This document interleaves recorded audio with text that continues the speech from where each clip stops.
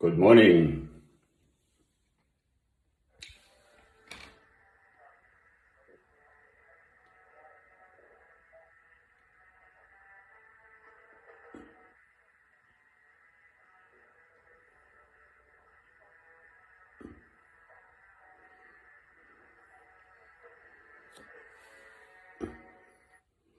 There's only one Beethoven. Don't know if you could hear that. It's about minute 44 of the Ninth Symphony. The lighting's actually quite good if I turn slightly. 3 candles lit this time. Oh, light, eh? Early in the morning. I wake up early. I find this time of day rather lovely. Just seen Brother Fox going by about his business, or it might have been Sister Fox, who knows.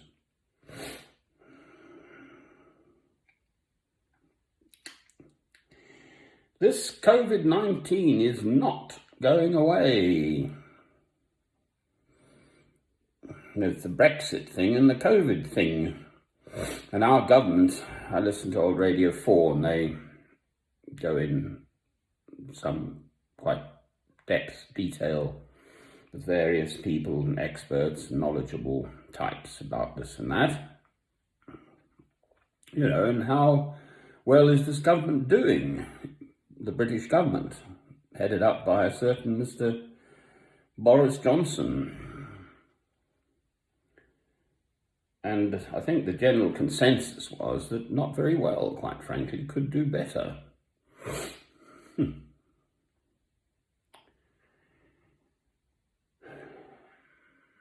It's no good promising people stuff and then setting impossible deadlines which you can't meet. And then, you know, I do get the point, actually. If you do set people a goal which would appear to be, on the face of it, unachievable, they may well achieve something of far a great deal more than they would have achieved if you just set the goal at the lower level. I mean, that is, I think, a standard business practice, actually. Promise the earth and, you know, be grateful if you get the moon, sort of thing. Don't like it, though. It just confirms one in an already well-confirmed view that the politicians are just a bunch of whatsits. We do have to have someone to run the country. As I've no doubt said before, I am basically far too honest. I simply could not go in for the kind of shenanigans they go in for. Say one thing one day and then the other thing the other day and flip-flop between them, and just depending on how you want to manipulate or think you're manipulating the voters. Fortunately, I think in Britain we do actually have a very well-educated, savvy sort of population who can see through all this nonsense, but we still have to have a government.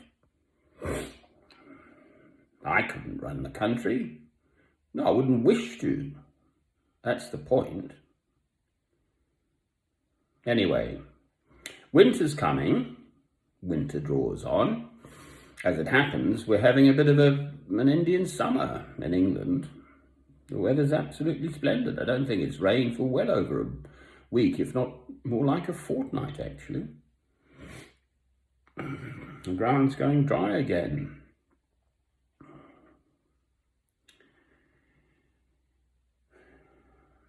This COVID thing is going to kick off more in the winter. It's not going away. They have not got either a vaccine or a cure.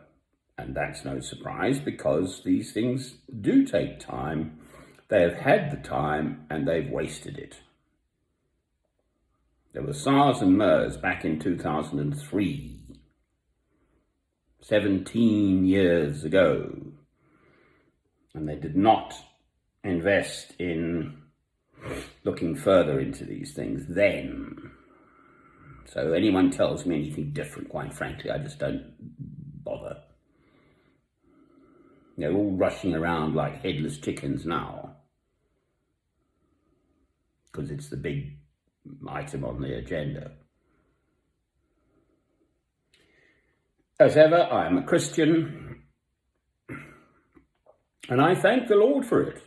Yes, there's going to be suffering, and the worst of it is the poor people are the ones who suffer, as ever. Blessed are the poor in spirit, for theirs is the kingdom of heaven. That's different. That's poor in spirit. That's not material poverty. The Beatitudes, that is, Matthew chapter 5.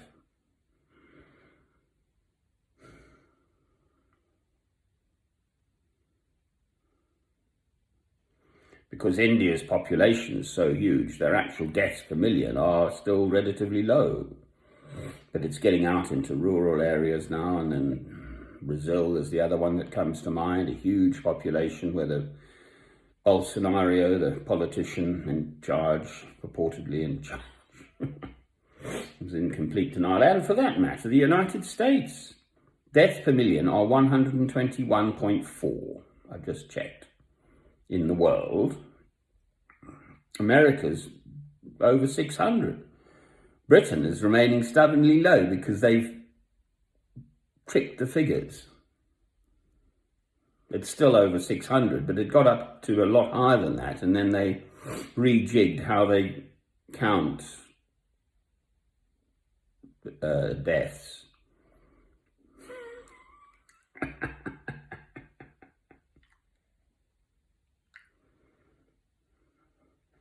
And another curious fact that I came across is that tuberculosis is killing, in this proportion, 500 plus per whatever, and coronavirus is only 53, so a tenth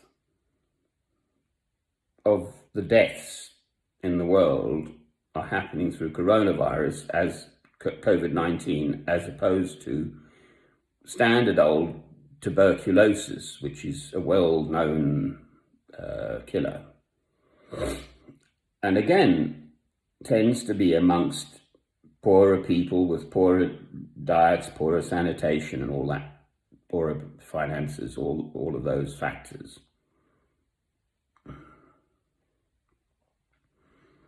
And yet the world isn't rushing around about that.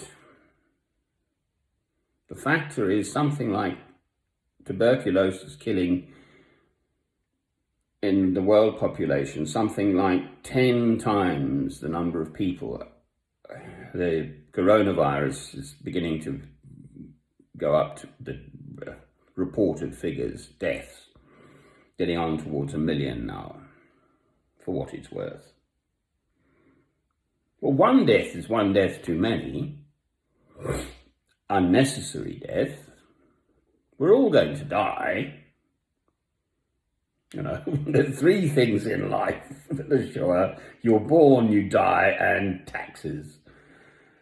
Right, so that's the preamble. I'm just listening to this beautiful Beethoven's Ninth Symphony, and it goes on for 1 hour and 6 minutes on my recording, the one I've got, which is Karajan conducting, Herbert von Karajan. And Beethoven rambles, if you like, musically. But that lets your spirit sort of expand into that space of beauty in his music. No one else wrote anything. Even, I'm awfully sorry to the Bach people, and Haydn and Handel and Mozart and any number of other beautiful composers through the centuries. There is only one Beethoven, and only Beethoven created this Ninth Symphony, and many of these other works too are just like that. They just are. He died at the age of 56, Beethoven. He was only 56.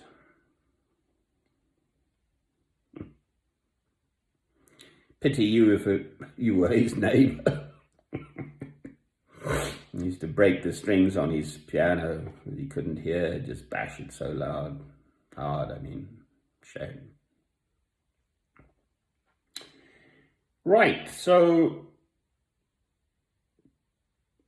if COVID-19 doesn't present a phrase I don't like, but a wake-up call to the world, then God will send an even more troublesome pestilence until the world begins to get it. Mankind of itself cannot save itself. There is no other way. There is only loving God through Christ. I know this is contentious, but it's just the way it is. And because it is this way, I will talk about it in this manner. It comes from John. It comes from God. I am a jealous God. Thou shalt have no other gods but me, in the Ten Commandments. But Christ said these words in John chapter 14, I am the way, the truth, and the life. No one shall come to the Father but through me. At the end times, we're all going to be judged for what we've said and what we've done with our lives by, proverbially, I think it's Peter at the gate, isn't it? Oh, have you? No, not having you into the fiery furnace. That one. And you can't rest on your laurels just because you did some good works years ago and then you think you can behave badly for the rest of your life. I'm afraid it doesn't work like that. For me, it's a daily, constant battle, this take up your cross and follow me each day. You get good days and bad days. You have to work through the bad days. Cruise on the good days. Why not? See what old Beethoven's got to say. I've rattled on. So, sois préparé, as the French would say. Be prepared. This winter, with COVID, is going to be troublesome. Believe me. They're not on top of the plot. Schools, work, lockdowns, nationwide lockdowns. Israel has just gone in for the second lockdown, the Holy Land, Israel.